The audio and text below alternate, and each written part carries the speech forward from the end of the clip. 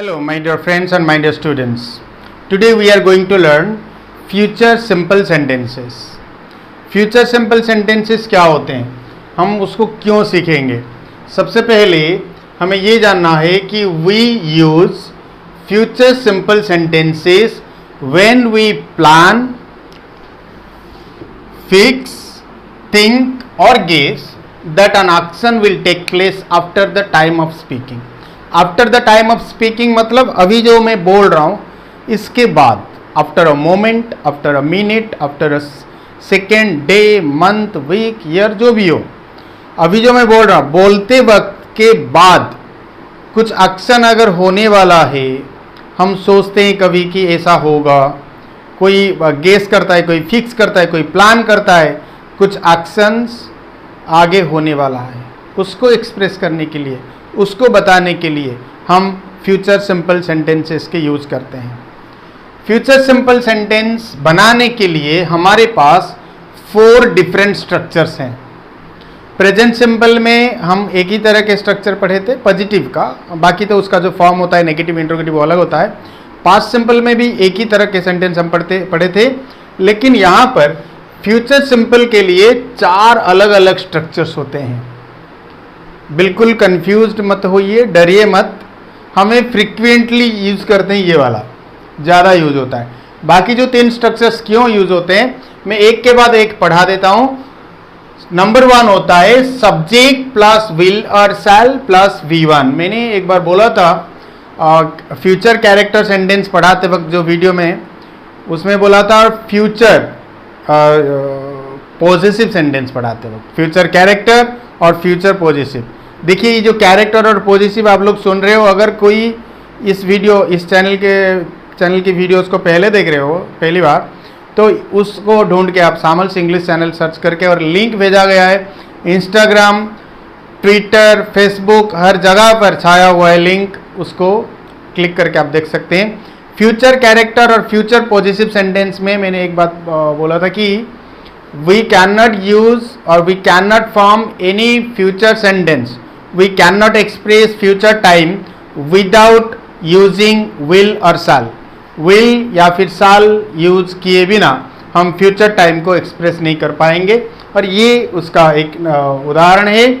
Number 1 structure जो होता है फ्यूचर सिंपल बनाने के लिए, फ्यूचर सिंपल सेंटेंसेस बनाने के लिए, वो है subject plus will shell plus V1. यहाँ पर लिखा हुआ है कि फ्रिक्वेंटली यूज, ज़्यादातर लोग यही स्ट्रक्चर के ऊपर सेंटेंस बनाते हैं. और it is highly possible. Highly possible का मतलब क्या होता है, फ्यूचर में क्या पॉसिबल क्या नहीं वो कोई वो नहीं बोल सकता, भगवान को छोड़ के. ना मैं बोल सकता, ना आप बोल सकते हो. ये होने वाला है, वो होगा, ये कोई नहीं बोल सकता. मैं कल कलकत्ता जाऊँगा, आप मुझे मिलने आओगे, मेरे वीडियो 4000 आवर्स क्रॉस कर लेंगे, वो नहीं बोल सकता. एक महीने में मेरे videos 4000 hours watch time cross कर लेगा, कोई नहीं बोल सकता. आप लोगों के ऊपर डिपेंड करता है, आप लोग मेरे भगवान हो जो देख रहे हो. तो छोड़िए, ये कोई नहीं बोल सकता कि फ्यूचर में क्या होने वाला है. फिर भी कुछ भी होने का जो चांसेस है, या हम गेस करते हैं, प्लान करते हैं, उसमें हाईली पॉसिबल अगर कोई एक्शन होगा, उसके लिए हम ये स्ट्रक्चर यूज़ करेंगे. आप समझ गए होंगे. फ्यूचर में कुछ होने वाला है, कोई एक्शन होने वाला है, उसका अगर पॉसिबिलिटी थोड़ा हाई हो, तो उसके लिए हम फर्स्ट वाला स्ट्रक्चर यूज करेंगे.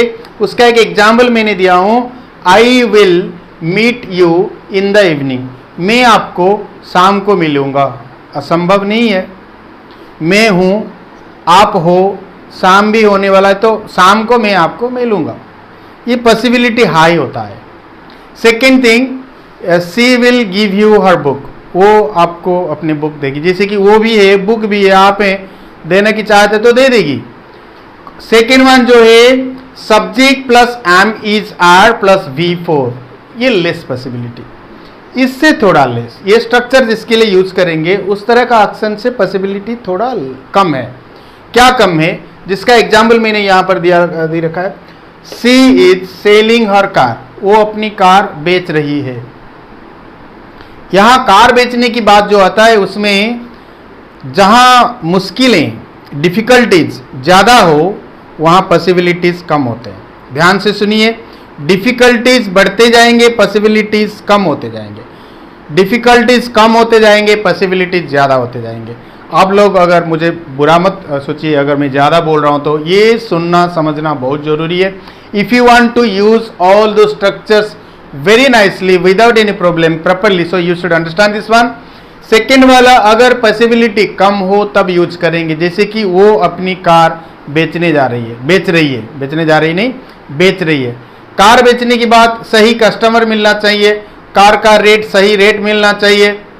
अगर वो बेचेगी तो मतलब बेचने का अभी इन फ्यूचर बदल भी दे सकती है दिमाग, हाँ नहीं बेचूंगी। तो कोई अगर बोले वो अपनी कार बेच रही है, वो फ्यूचर में सही साबित हो सके ना भी हो सके, तो पॉसिबिलिटी थोड़ा कम है। यहाँ पर पॉसिबिलिटी अगर कम है तो ये स्ट्रक्चर की जगह पर आप ये यूज करना चाहिए। थर्ड वन जो आता है subject plus am is are plus going to, ज्यादातर लोग इसको बी गोइंग टू बोलते हैं। बी मतलब यहाँ पर वाज वेयर वगैरह वो अलग लगेगा, वाज गोइंग टू और डिफरेंट है। एमिजर गोइंग टू प्लस V1 ये स्ट्रक्चर होता है, ये लीस्ट पॉसिबिलिटी के लिए लगाया जाता है।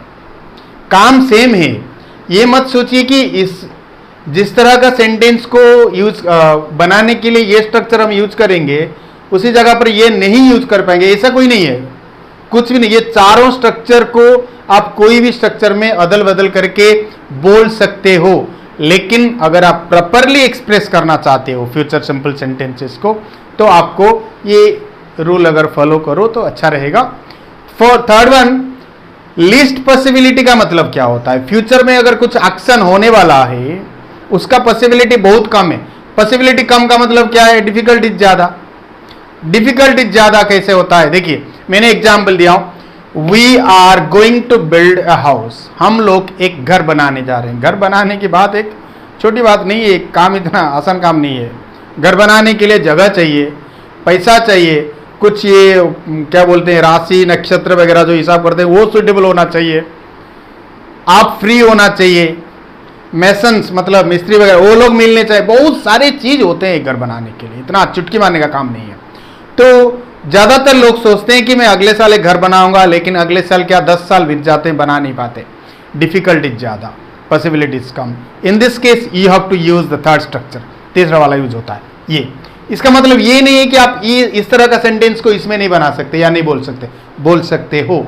Once again I am telling you, if you want to express the future time of future sentences, you can use all the structures alternatively. इसके जगह पर इसको इसके मतलब जिस तरह का सेंटेंस मैंने बोला, कौन सा सेंटेंस कौन सा स्ट्रक्चर में बनना चाहिए, उसको आप अदल बदल करके बोल सकते हो, लेकिन प्रॉपरली बोलना चाहो तो आपको फॉलो करना पड़ेगा।